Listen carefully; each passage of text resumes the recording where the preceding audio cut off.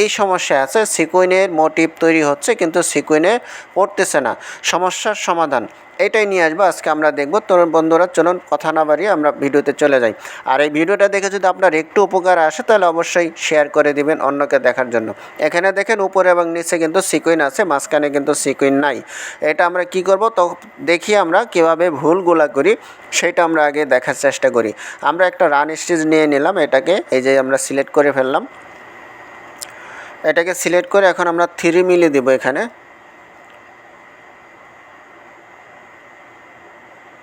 Right button চেপে এই যে এখানে আমরা দেখেন 3 দিয়ে দেব এবং এই যে নিচে যে এই সাইডের যে ঘরটা আছে এটা টিক চিহ্ন উঠাই দিব, এন্টার চেপে দিব।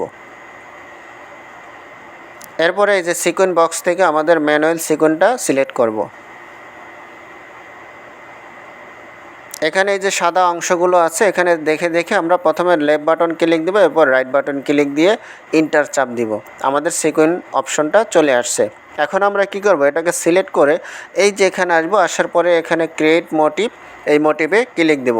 এখানে আমরা একটা এই যে দুইটা ঘর আছে এই যে এই টিকগুলো উঠাই দিব।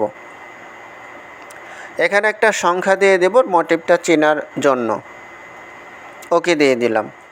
এরপরে এই পাশে বাম পাশে একটা ক্লিক এবং ডান পাশে একটা ক্লিক দিয়ে মোটিভটা তৈরি করে নিলাম। এখন আমরা একটি রান স্টিচ টান দিয়ে দেখি এখানে মোটিভ হয় কি না।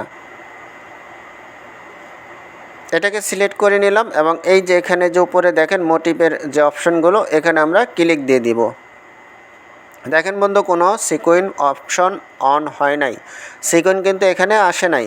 আমাদের ভুলগুলো কিভাবে করি দেখেন, আমরা এই যে সিকোয়েন্সটা হয়েছে অপশন, এটা যে মোটিভ তৈরি হয়েছে এই যে দেখেন মোটিভ আমরা 41 নাম্বার দিয়েছিলাম, সেই 41 নাম্বারই কিন্তু আছে, এটা কিন্তু মোটিভ হয়েছে কিন্তু সিকোয়েন্স আসে নাই। চলুন আমরা এটার সমাধান কিভাবে করতে হয় সেটা দেখি।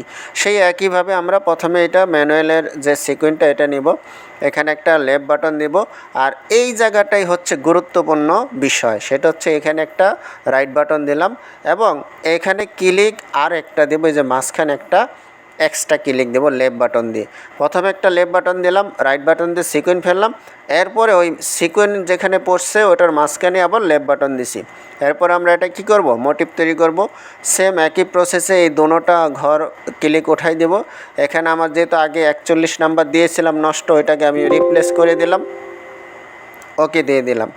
এখন এখান থেকে বাম পাশে একটা লেফট বাটন, এখানে একটা লেফট বাটন ক্লিক দিলাম, হয়ে গেল আমাদের মোটিভ তৈরি। তো এখন আমরা কি করব, এই যে এটার মতো করে একটা রান স্টেজ নেব, এটাকে সিলেক্ট করে দিব। আর উপরে যে মোটিভ অপশন এখানে আমরা ক্লিক দেব। দেখেন বন্ধুরা কি সুন্দরভাবে মোটিভ পড়ে গেল।